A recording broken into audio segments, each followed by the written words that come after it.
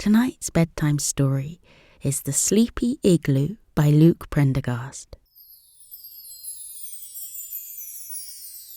One afternoon, deep in the frosty heart of winter term at the Leora Academy of Magical Arts, something rather strange was occurring. Down at the end of the long field that stretched to the bottom of the school grounds, figures in white were on the move. Snow had been falling thickly for a number of weeks, leaving a soft blanket across the earth and snowy caps on the tops of trees and castle turrets. All this snow meant that those white figures moving around were so well camouflaged that they were almost indistinguishable from the wintry landscape around them. It was only when the sun was setting and the pale yellow sunlight swept low across the ground that Lily and Jake, the Jupiter twins, standing at the top of the field outside the school buildings, saw them. But still they had to squint. "They look like icy sprites," Lily said. "No," Jake replied, shaking his head. "They look to me more like abominable snowmen." "Abominable snowmen?" Lily repeated. "That's impossible, Jake. There's only one abominable snowman, and there are at least 7 of those creatures moving around down there. Maybe they're some kind of gnome." "Well, whatever they are," said Jake, "they look like they're all carrying big blocks of ice." Jake was right about that. Whatever the white, shimmery creatures were, they carried massive ice cubes aloft above their head, transporting them across the bottom of the field before disappearing into the densely growing tree trunks of the winding woods. "How peculiar," Lily sighed. "I wonder what it is they're up to." "There are always peculiar things going on around the Leora Academy," Jake said. "I'm sure it won't be long before we find out what it is." It wasn't often that Jake was right about something 2 times in a row. But this time, Lily had to admit it. He was right again. For it was only a few hours later, after they'd finished their dinner, that an enchantment in the form of a snowy owl flew into the grand dining hall, opened its beak wide, and announced that the head teacher, Dr. Howard, would like to see the Jupiter twins in her office. After the enchanted owl had finished delivering its message, it dissolved into thin air, leaving only a handful of snowflakes to drift gently to the floor. The Jupiter twins knew better than to keep Dr. Howard waiting, and besides, they already felt the tingles of excitement running through them. What could their head teacher want to talk to them about at this late hour? So they picked up their plates, placed them on the side table where they promptly disappeared, whisked off by some magic back to the kitchens, and made their way across the school to Dr. Howard's office. "Come in," the head teacher called, hearing their knock at the door. At this time of the year, Dr. Howard's office was particularly plush and cosy. Puffy cushions were arranged in a semicircle on the floor, and a warm fire crackled in the grate. Dr. Howard herself stood up from her desk, her eyes glittering behind her horn-rimmed spectacles, and smiled down at the Jupiter twins. "Thank you for coming," she said. "I have something rather delightful to tell you about. Please take a seat." The twins plopped themselves down on a couple of the cushions, and Dr. Howard told them that for some time now she had been busy organising a little surprise. The surprise was to be for all of the students of the Leora Academy. But this evening she needed just a couple of students to try it out, to take the surprise for a test run, so to speak. And who better, she figured, than her favourite students, Lily and Jake Jupiter. So would they be willing to help her out and take a trip to the bottom of the school grounds and into the winding woods, where the surprise would be awaiting them? Lily and Jake didn't have to think for very long before giving Dr. Howard their answer. "Of course we will," they said, hauling themselves up off the cushions and standing by the office door smiling. Dr. Howard brought her hands together. "Oh, wonderful," she said. "I knew I could count on you." As they turned to go out the door, Lily paused. "Dr. Howard," she asked, "does this have anything to do with those strange magical creatures carrying blocks of ice at the bottom of the field?" Behind her glasses, Dr. Howard's eyes twinkled. With her thumb and forefinger, she mimed zipping up her lips and throwing away the key. "I'm not going to ruin any surprises," she said. "Now, off you go down to the winding woods. And don't worry about getting lost. You'll know which way to go." Outside, the snow crunched satisfyingly beneath their feet. Silvery moonlight gleamed on the snowy ground. The air was sharp and nippy, prickling on the Jupiter twins' cheeks. But with their thick robes wrapped tightly around them, they barely felt the cold. They didn't speak as they crossed the field, but at the edge of the winding woods, Lily said, "I wonder which way we're meant to go." "That way, I guess," said Jake, pointing between the trees. Following the direction of his finger, Lily saw that one of the woodland paths was illuminated on either side by dozens of hovering fireflies, glowing like strings of fairy lights strung up to guide them on their way. "Oh," Lily sighed, "how beautiful." And together they crunched down the pathway. Icicles hanging from the branches of trees shivered and let out sweet musical notes, and the fireflies let out a low, almost imperceptible humming, as though light itself had a faint sound that you could hear if only you listened out very closely. Who could say how long the Jupiter twins walked the twisting pathways of the winding woods? They had no fear, of course. They remembered Dr. Howard reassuring them that they would not lose their way. They simply followed the glowing route of the fireflies, their eyes peeled wide to take in the beauty of the wintry wonderland, until at last they stepped around a bend and caught their breaths. For a few moments, neither of them could speak. Then Jake let out a low whistle. "Wow-wee," he said. In front of them stood one of the most spectacular structures the Jupiter twins had ever seen in their lives.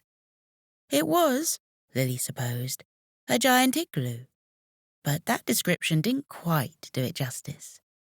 It looked more like a cozy woodland cottage made out of ice, set upon a mound of snow with orange glowing windows and pointed ice turrets and shelf-like steps in the snow leading up to a wooden door. Around the outside of the igloo snaked what appeared to be an icy slide, twisting around to the rear of the building and disappearing. "Well," Lily said, giving Jake a little grin, "at least we now know what those creatures were doing, transporting blocks of ice earlier today." "Yep," said Jake. "And this must be the surprise Dr. Howard's prepared for us. Come on, Lily. Let's go and take a look." They approached the igloo and climbed the steps until they stood before the door. Jake peered through the tiny window, then reached out and gave the door a rap with the large brass knocker. But there was no sound from within, and the door stayed firmly shut. Lily hummed, looking down at her feet. They were standing on a doormat that read the words, "Welcome to Sleepy Igloo." She nudged at the bristly doormat with her toe and noticed that there was a lump under one corner. What was this? She crouched down and out from underneath the doormat drew an old-looking metal key. The handle formed into the shape of an intricate snowflake. "Maybe we can try this," Lily suggested. She slipped the key into the lock, twisted, and the door creaked open. The Jupiter twins stepped inside and found themselves in what seemed to be a comfy wood-panelled ski chalet. Neat stacks of firewood were piled by a gently flickering fireplace. Mugs hung above a ceramic sink. Knit blankets were folded over the backs of 2 wicker rocking chairs. 2 pairs of skis leant against the wall, and in the middle of the room was a round wooden table on which Lily spotted a handwritten note in spiralling green ink. "Welcome to the Sleepy Igloo," the note read, repeating the message from the doormat outside. "A cosy refuge in the middle of the wintry wood. Pause and enjoy each of the Sleepy Igloo's chambers as you wish, but do not linger too long, for a true prize awaits you. Crack the clues and solve the puzzles to find the keys to take you to the igloo's soft and squishy heart." "Oh," Lily said gleefully. "It's like one of those magical escape rooms I've read about, where you have to solve clues to get to the next room, then the next room, and then, hopefully, out. I've always wanted to do one of these." Jake had plonked himself down on one of the rocking chairs and was now swaying hypnotically back and forward. "Me too," he said. "So, what's the clue?" "It's written right here," Lily said. "It says, 'In winter, Jack Frost might nip your feet. You'll find me where toes can keep their heat.'" Lily scratched her chin thoughtfully, trying to crack the clue. Then a thought occurred to her, and she walked over to the fireplace. "Surely you'd warm your toes by a fireplace?" But, peering through the orange flames, she could see no key at all. She scratched her chin again. "Oh," she said to herself, "that must be it." And she went over to the igloo's door where a pair of fur-lined snow boots sat side by side. She picked them up one by one and turned them over, but, alas, there was nothing in them. "Oh, I really thought the key would be in there," she said, frowning. She turned to her brother, who appeared to be distracted, pulling a pair of woolly socks decorated with polar bears over his feet. "Jake," she said a little grumpily, "aren't you going to help me solve the clue?" "Yes, I am, Lily," he said. "These socks just look so soft and warm. I wanted to—" "Oh," he exclaimed. "Ouch! There's something in this sock." And Jake stuck his hand down into the woolly tube and pulled out a bright golden key. "Oh, Jake," said Lily, "well done, you found it.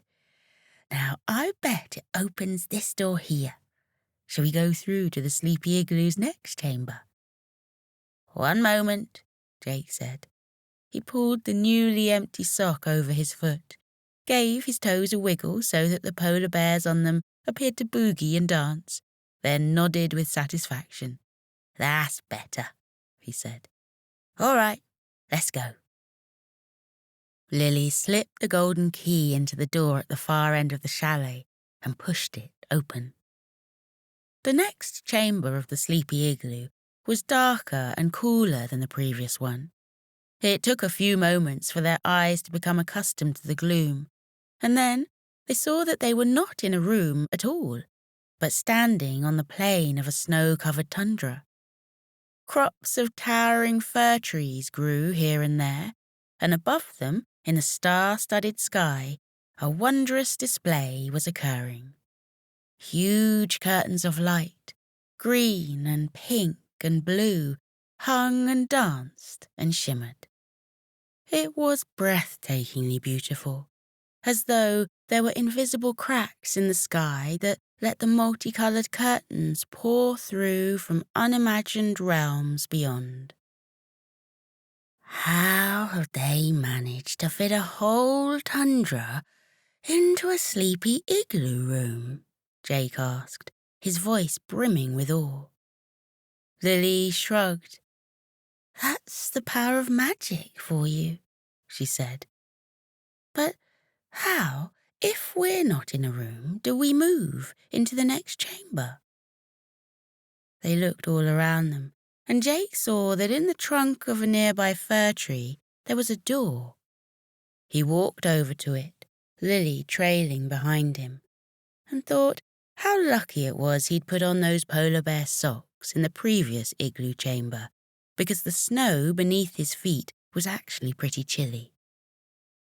The door in the fir tree bore an engraved inscription. Jake peered close and read it. "Dancing in the sky on all these cold, dark Arctic nights, come whisper the Latin name of the glorious northern lights." Jake looked up at the curtains of light in the sky. "Of course," he whispered. "We're in the Arctic, and those are the northern lights. But a Latin name? How are we supposed to know Latin? We're kids. We're only just getting to grips with English." "Speak for yourself," said Lily, grinning at him. "I know English and Latin." Jake blinked at her, wide-eyed. "How?" he asked. "Because, Jake," she said a little primly, "some of us actually read the books our teachers ask us to read." And with that, Lily approached the tree, leant in close and whispered the Latin words she'd once read in a book called Supernatural Celestial Phenomena, all about sky magic. "Aurora borealis." Jake shivered. But it wasn't a shiver from the cold. It was a familiar shiver, one that came whenever he heard the sound of ancient magic. Even the snow falling softly through the air seemed to pick up Lily's words and whisper them back. "Aurora, aurora, aurora." The door in the tree gave a satisfied click and swung open. Lily smiled at Jake and stepped back to let him through first into the Sleepy Igloo's third chamber. "Oh, that's better," Jake said once she joined him. "I much prefer being in a room that actually looks like a room." Yes, they were now out of the wide expanse of the Arctic tundra and had found themselves instead in another cabin. But this one wasn't plush and warm and cozy like the ski chalet. It felt ancient and mysterious and tingling with magic. The floorboards were worn and covered with whorls, just like the ones Jake and Lily had on their fingertips. In the corner, a single window was frosted over and sparkled with starlight, and ivy grew through cracks in the walls and climbed across the beams of the ceiling. Strangest of all, though, was that in the centre of the room grew a small tree that looked as though it was made out of ice, and at the foot of the tree spread a small frozen pool. Some force, some magical attraction, like a magnet tugging on their heartstrings, made the Jupiter twins walk towards this frozen pool. The floors of the cabin creaked under their steps. Closer up, they could see that the ice tree was covered in frozen fruit, little ice-blue cherries dangling from its frosted branches. They gazed, mesmerized, at the tree, before dropping their eyes to the frozen pond, in which they could see their reflections blinking back at them, as though they were looking into a mirror. And below their reflections, deeper down in the frozen water, they saw... "It's a key," Jake whispered. "Yes," Lily said. "I can see it, but it's buried deep down there in the ice. How are we supposed to get it out?" "I suppose we'll have to melt the ice," Jake said, and find it. He placed his warm palm on the surface of the frozen pond, but he could only keep it there a few seconds before it became too cold to tolerate, and he withdrew it. His hand's warmth hadn't seemed to melt even a millimetre of ice. He said. He'd been thwarted. But then he had another idea. They were trained in magic, after all, weren't they? "Hey, Lily," he said, "we could melt through the ice with a flame-summoning charm. Can you help me with it?" Lily placed a warm hand on her brother's shoulder. "Of course I can, Jake," she said. Together they knelt by the frozen pool and began to mutter the words of the spell underneath their breath. In a few moments, 2 licks of flame appeared in their cupped hands, and they lowered the flames to the surface of the ice to let the heat thaw it. It took a little while, and every now and then Lily had to sluice the ice away with a hand. But soon enough they'd done it, and Jake reached into the cold water and pulled out the key. "Nice work, Jake," Lily said, looking around for the door to the next chamber. But it was only then that she realized there was no other door. Aside from the door that they had stepped through from the tundra chamber, the only other break in the walls of the cabin was the frosted window. Stepping over to it, she lifted the latch, pushed it open, and peered out. "Oh, Jake," she said, "this is going to be fun." Jake peered out beside her and saw that the window opened directly onto the frozen slide they'd spotted from outside, curving away around the side of the Sleepy Igloo. He grinned at Lily. "I guess this is the only way," he said. Jake clambered up to the window, hopped down to the slide, and let go. Soon enough, he was sliding smoothly down the ice slide, feeling the cool air outside ripple through his hair.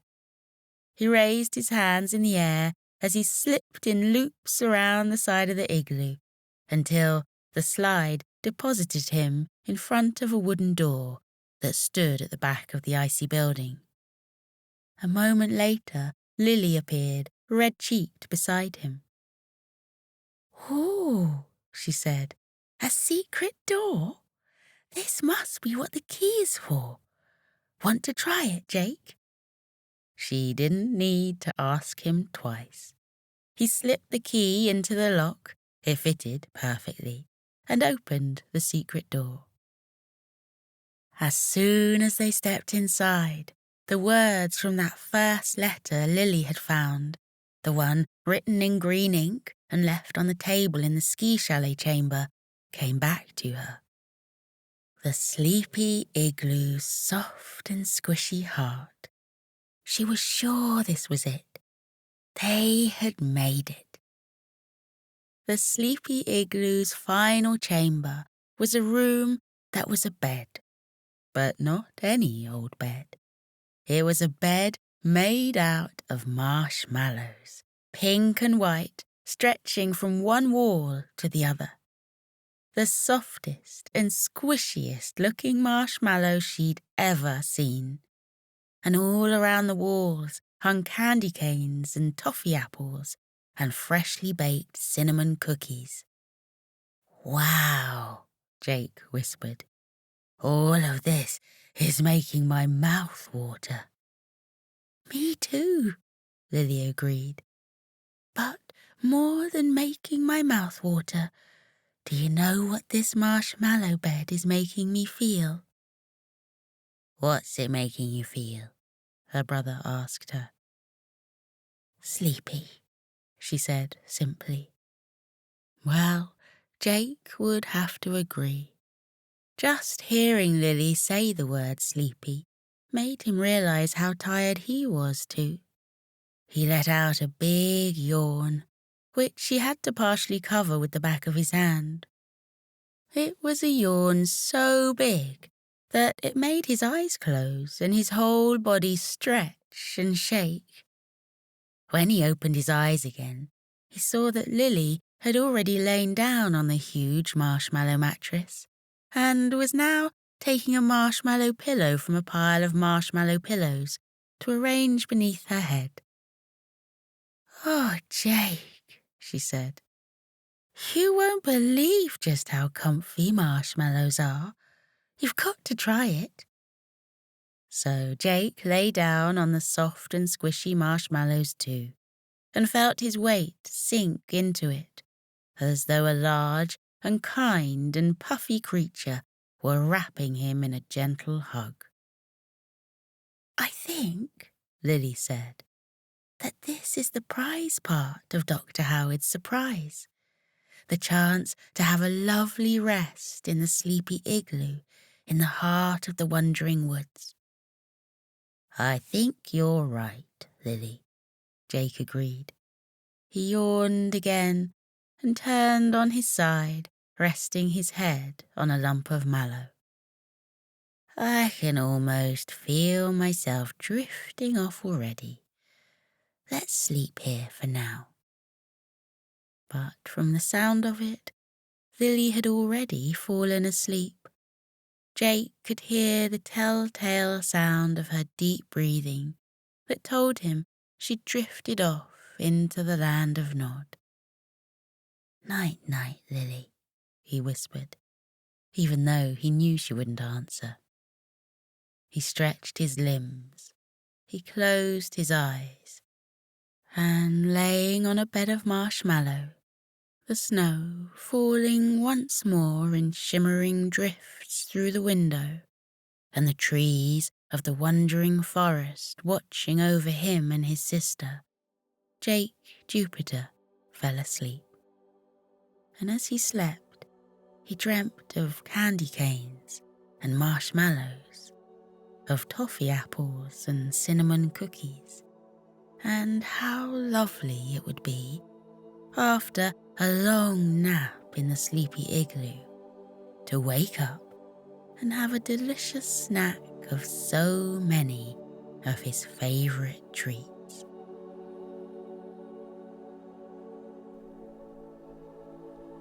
Now we are sailing into a soft and peaceful sleep. Feel the soft and cozy support of your bed.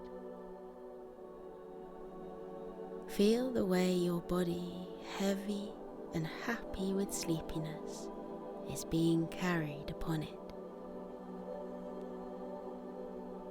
It is as though you are being carried on gentle ocean currents, on the rising and falling of waves. Feel how they are lapping gently beneath you, bearing you into the land of sleep. These waves carrying you are deep and gentle like our breath. Breathe with the waves. Breathe in and out. In and out they go. In and out. In and out. Close your eyes. Let your eyelids be heavy. Let your whole body relax as you sail into sleep. Feel your arms soft and heavy, and your legs and feet soft and heavy too. Let's pay some gentle attention to how our bodies are feeling.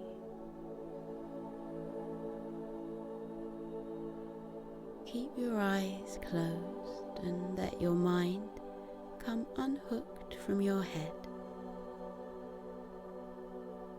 Your mind is a magical thing. It can stay inside your head, or it can travel all around your body, like a little person wandering around a house to check that all is well. Let your mind travel first to your breath. Feel the breath moving through your nose. Feel the breath moving into your chest or into your tummy, making it rise and fall, rise and fall. Good. Just focus on your breathing.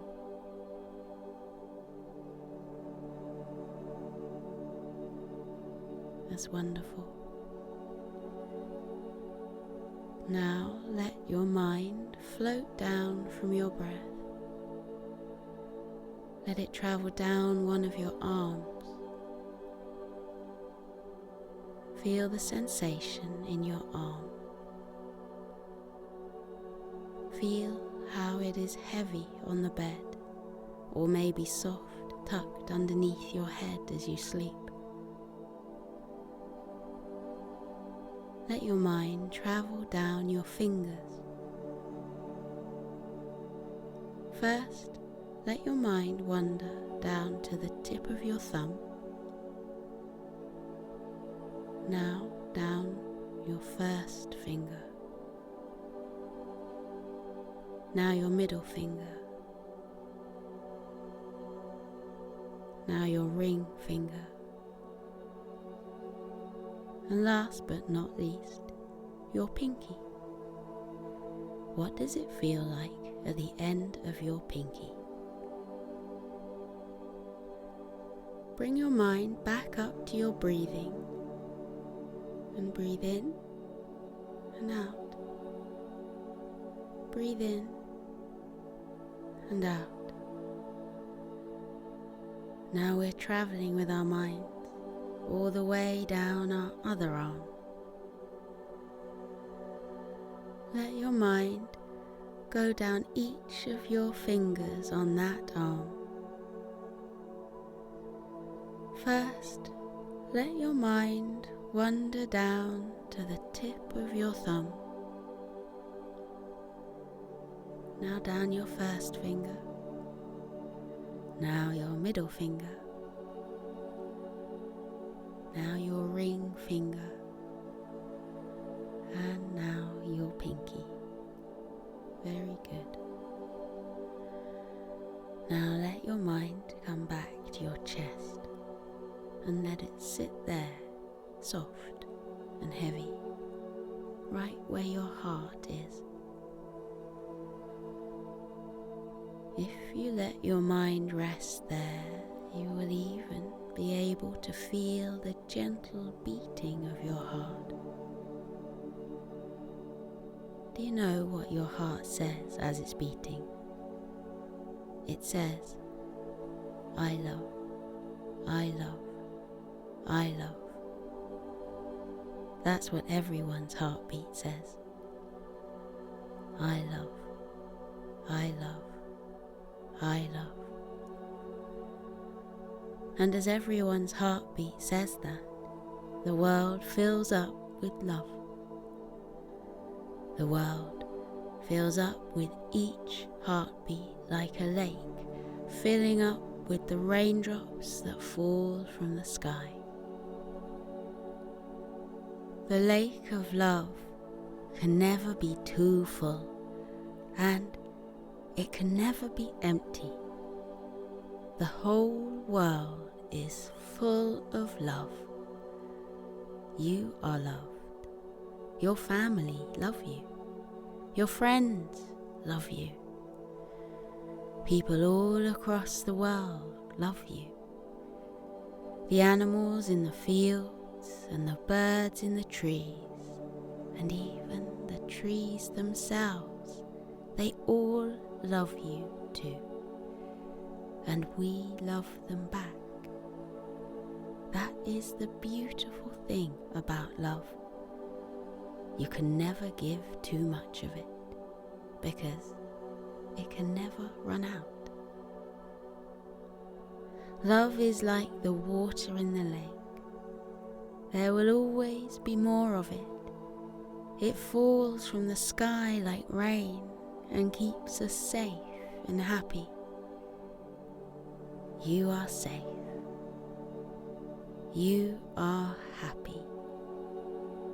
You are loved.